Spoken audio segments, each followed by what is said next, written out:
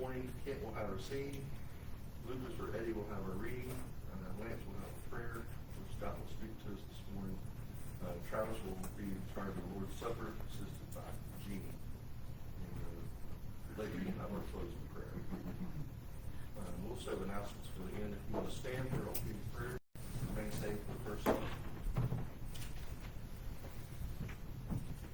Dear Lord, we come to you thanking you for another beautiful day that you have given us. We thank you, Lord, for this time that we have to come and to worship you. We thank you, Lord, that you have set aside this time for us to come together and to strengthen one another. We ask, Lord, that you would help us to blot the things from this world out of our minds and just worship you and praise you as we go through this hour.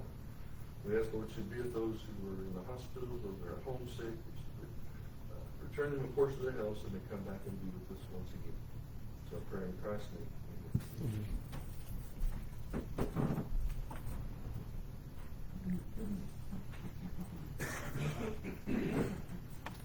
527.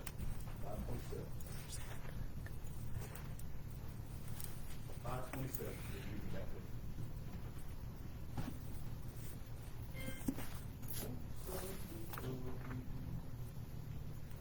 He is here, hallelujah, He is here, amen, He is here, holy, holy, I will bless His name again. He is here, listen closely, hear Him calling out your name. He is here, you can touch Him, you will never be the same. He is here, hallelujah, He is here, amen. He is here, holy, holy, I will bless His name again. He is here, listen closely, hear Him calling out your name. He is here, you can touch Him, you will never be the same.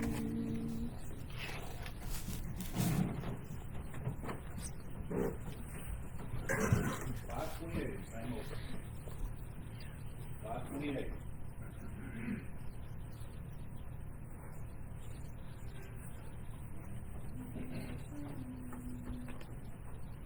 Living alone in this untemple world, seeking a comfort for my soul, striving alone to face temptation sore.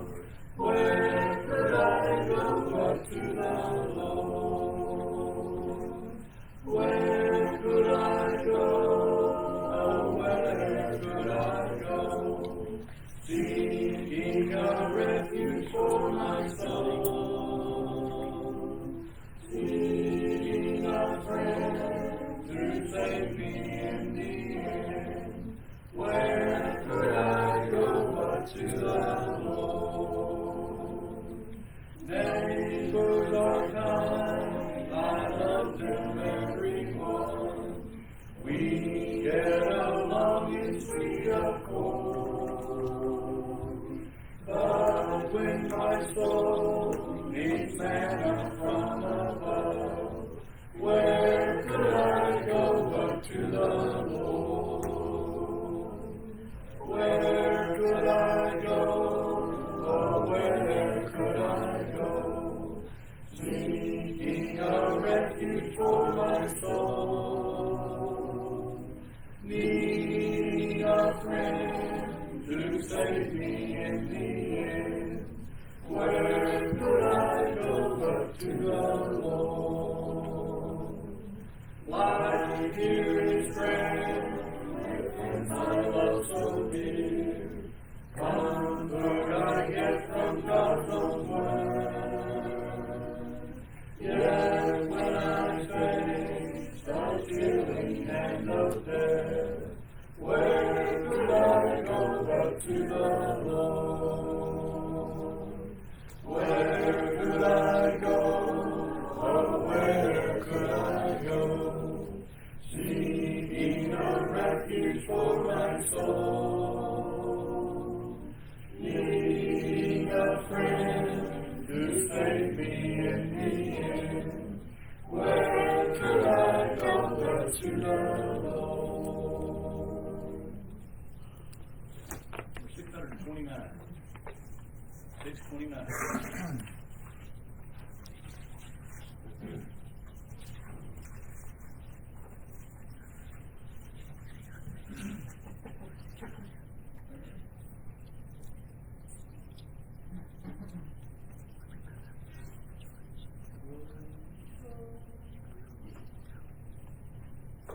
Angry words, oh, let them never from the tongue unbridled slip. May the heart that's in full error check to their soul loving. Love one another, like the Savior, children of friends, the Father's blessed command. Love one another, blessed the Savior, children obey His blessed command. Love is mine, to pure and holy, friendship is to sacred far. For along the trackless folly, lost against the lane and more.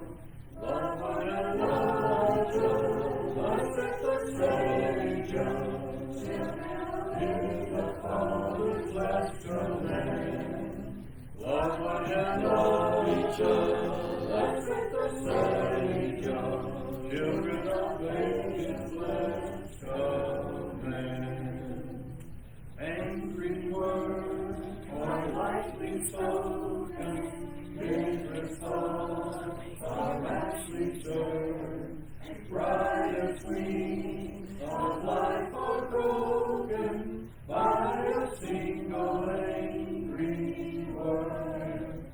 Love one another, Savior, obey the Father's blessed command. Love one another, blessed the Savior, children obey His blessed command. 606. 606.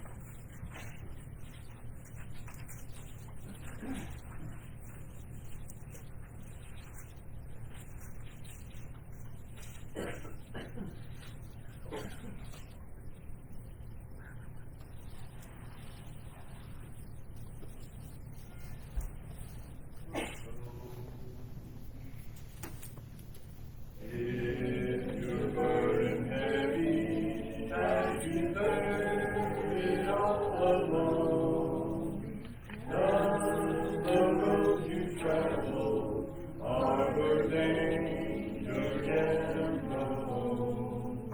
Are you growing weary in the struggle of it all?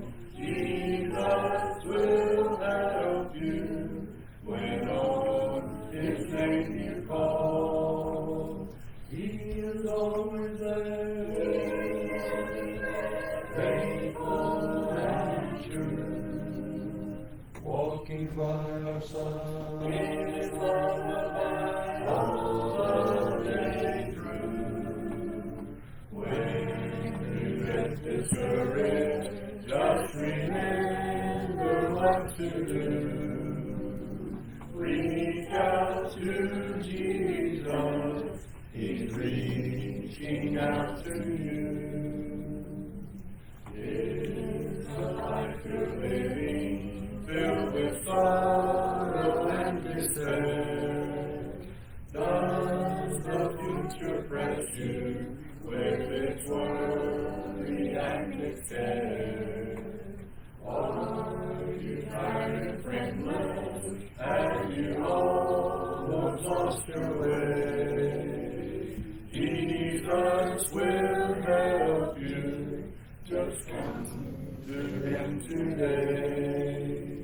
He is always there, hearing every prayer, faithful and true. Walking by our side, in His love abide all the day through. When you get discouraged, just remember what to do. Reach out to Jesus. He's reaching out to you. Mark your book number 514. 514.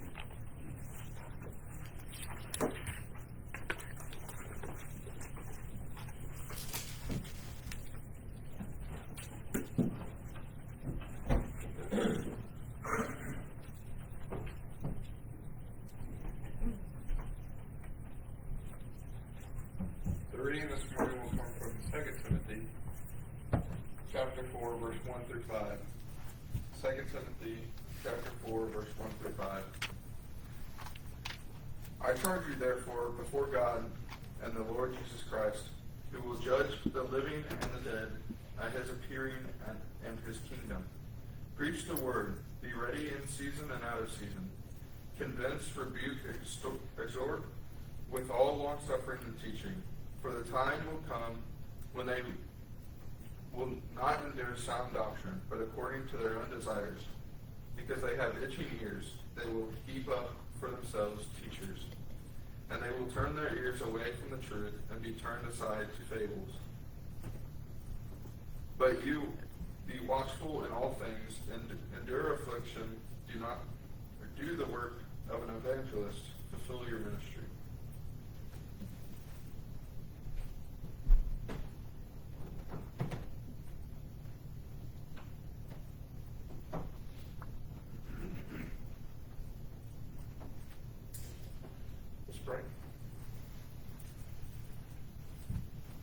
Father, we come before you this morning with hearts of thankfulness. We thank you, Father, for the night's rest, for this new day that you blessed us with, for the rain and the sunshine that we enjoy, for the beauty that you surround us with, Father, and for all of the many things we take for granted every day.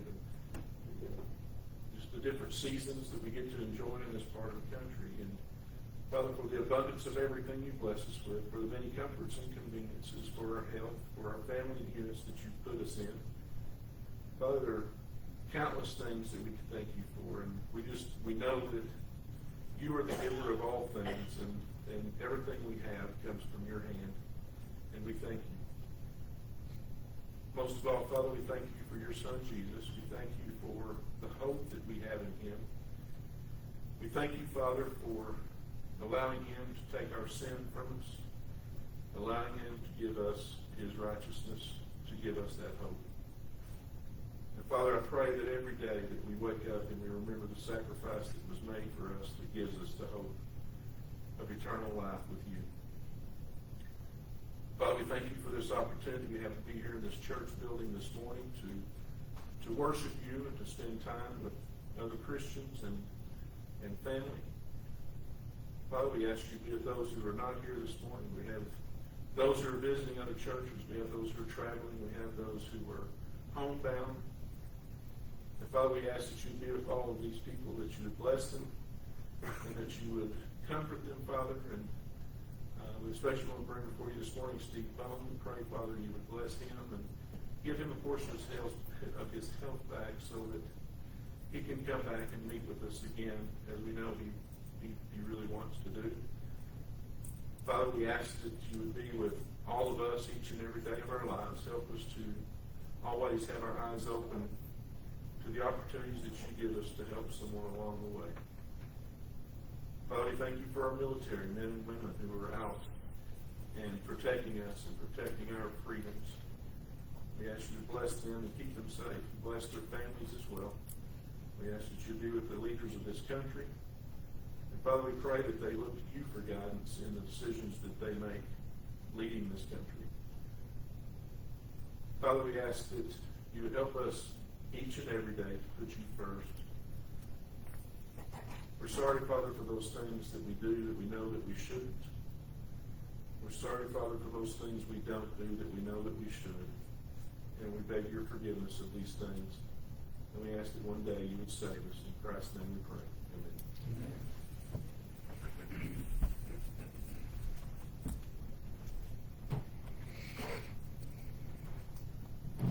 We're going to sing all three verses of 514. 514.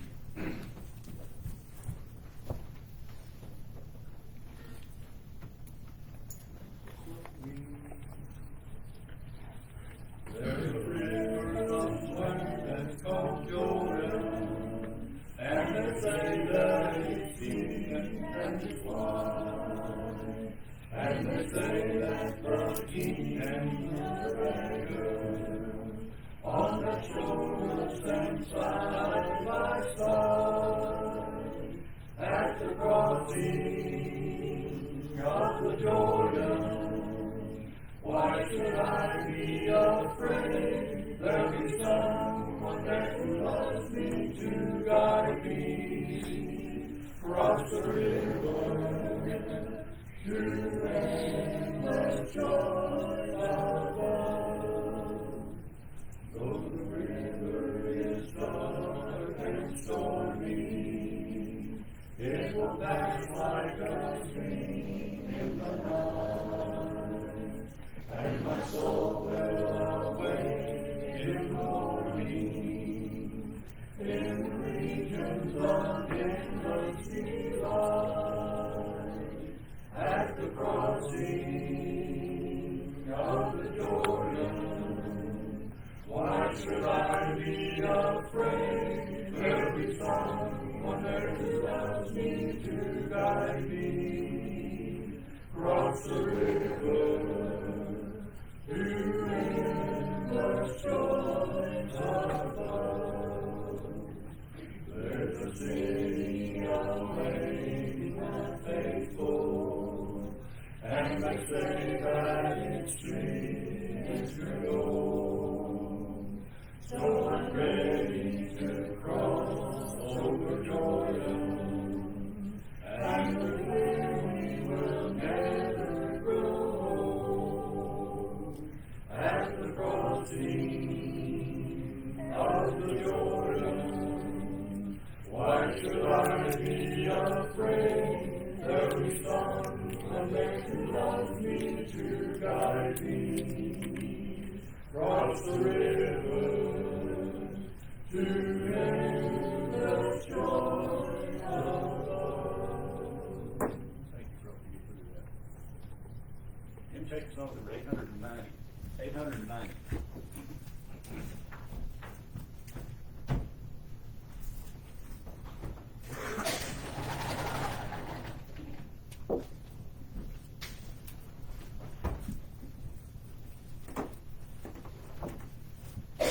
Good to see each other today, and we're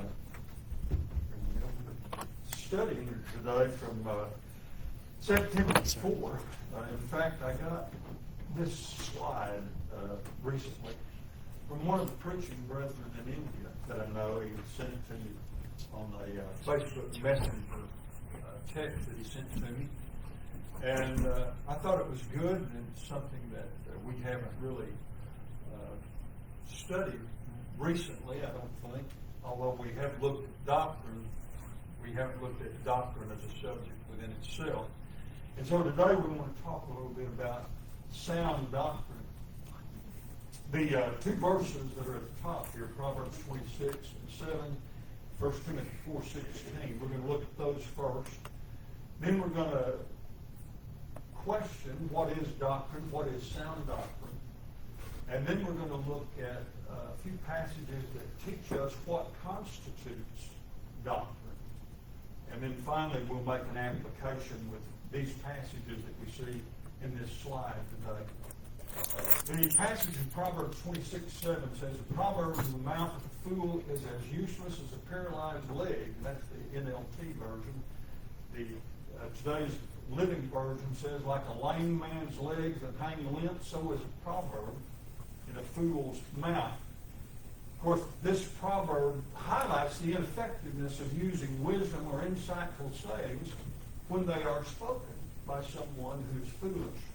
Just as useless as dangling uneven legs are for a lame person, so are proverbs in the mouth of the fool. And basically what he's saying is they don't serve their intended purpose. And what they were intended to do, they cannot serve because of some other malady or some kind of distraction. Then the other passage is in 1 Timothy 4:16. And I'm quoting this from the Amplified Version. Pay close attention to yourself. Concentrate on your personal development and to your teaching. Persevere in these things. Hold to them. For as you do this, you will ensure salvation both for yourself and for those who hear you. And of course, he uses in this translation there, and to your teaching. That word, as we'll see in a minute, is also sometimes translated doctrine. And so again, this verse emphasizes the importance of both personal conduct and doctrine for spiritual leaders and for all believers in their influence on others. And, what we do oftentimes may distract from what we say. In fact, our message will never be more effective than the life that we live for others. And so, basically, he's saying to Timothy, you've got to model the doctrine, and then you've got to teach the doctrine. Well, are doctrine and dogmatic the same? Often we hear people say they don't want to hear doctrine. I hear this all the time today. And they say things like, they are religious, but they're not spiritual. What do they mean by that? What do they mean by it? I think what they mean really by it is they don't like dogmatic people. They don't like someone that is irritating or that is dogmatic. And dogmatic means to follow a set of rules no matter what. And the rules might be religious, philosophical, or made up. But dogmatic people would never waver in their beliefs, so don't even think of trying to change their minds. So that's what dogmatic means, and I think that's what people sometimes mean when they say they don't like doctrine, or they are harking back to 20 or 30 years ago when churches used to debate with one another on certain issues that I think oftentimes were in the field of opinion, and we're going to talk about that a little bit later, and were not fundamental truths, and so they didn't like to hear those things. But basically, I think they're saying they don't like a dogmatic attitude toward things because they can't ignore doctrine. We are taught to earnestly contend for the faith. In Jude, he said, earnestly contend for the faith that was once delivered to the saints. And the word faith there means this body of doctrine. We are to earnestly contend for the faith. But we are also taught in contending for the faith to be gentle. And so we read in 1 Peter 3:15, but sanctify the Lord God in your heart, and always be ready to give a defense to everyone who asks you a reason for the hope that is in you with meekness and fear. Fear of the Lord, I think. Not necessarily, maybe to the extent fear of offending someone. You don't want to speak in an offensive way. But, we are taught to be gentle in handling the Word of God in the way that we try to teach others. And, sometimes there are opportunities that present themselves, and sometimes we have to wait for a certain opportunity to arise when conditions are better for presenting the gospel. We must be uncompromising with the truth, but we should try to be gentle in presenting it to others. So, the real meaning of dogmatic, and a word has a designation and it has a connotation. Okay, so mule. What is a mule? We know what a mule is. It's a four-legged beast, bird. We use it to plow with. That's a mule. That's the designation. But if I say you're being muley, I don't mean that you're four-legged. person or animal. What I mean is you're being stubborn. You see, that's the connotation of the word new. And then you have designation. So the designation of dogmatic means to be uncompromising. There's nothing wrong with the word if it's used in the right way. The connotation, though, that we have of it is someone that is obtuse and, thinks they know it all and, on and on. You could go. That's the connotation of the word. But the real meaning itself, we should be uncompromising when we are talking about the truth. So when we try to designate the difference in these things, we have to talk about matters of faith and matters of opinion. In Romans 14, 1 through 3, in the New Living Translation, we read, accept other believers who are weak in the faith and don't argue with them about what they think is right or wrong. For instance, one person believes it's all right to eat anything, but another believer with a sensitive conscience will eat only vegetables. Those who feel free to eat anything must not look down on those who don't. And those who don't eat certain foods must not condemn those who do, for God has accepted them. Now, over here, in matters of faith, unity, and matters of opinion, liberty, that was one of the slogans from the Restoration period back in the early 1800s. Thomas and Alexander Campbell, they added one more. In matters of faith, unity, and matters of opinion, liberty, in all things, do you remember? Love. Now, where we got off track a lot of times was on that last one, on showing love toward those that we disagreed with. But the idea was to hold fast to the truth and things that were a matter of faith. We need to be unified on that, and we can't compromise that. In matters of opinion, where one opinion is as good as another, liberty, and that's what Paul's talking about here in Romans 15 or 14. He's talking about the liberty that we have in matters of opinion. But in all things, even if someone disagrees with me about a fundamental truth, in all things love. I have to treat them with love and respect. The matter discussed in Romans 14 was about the eating of meat offered to idols. And so here was, if you go back and you study the issue from that time frame, what was happening was that meat that had been offered to an idol would find its way into the marketplace. Okay? And someone would go down to the market and buy meat and take it home to cook it. But originally it had been used in an idol's temple. And so they might invite someone in to eat with them. And to go further here in Romans 14, it talks about this. And he says, if someone comes and you've prepared that meat for conscience sake, don't tell them, about just let it go. But this was a matter of opinion, a matter of judgment. And what he was saying, in these matters of opinion, don't condemn one another. Allow liberty in matters of opinion. But what if we changed it to whether Jesus is the Son of God? What if we plug that back in to that passage in Romans 14? Would it be the same? If we were to say, in matters of whether or not Jesus is the Son of God, don't try to convince anyone any different. Let them think whatever they want to about it. Would it be the same? You see, it would not be the same.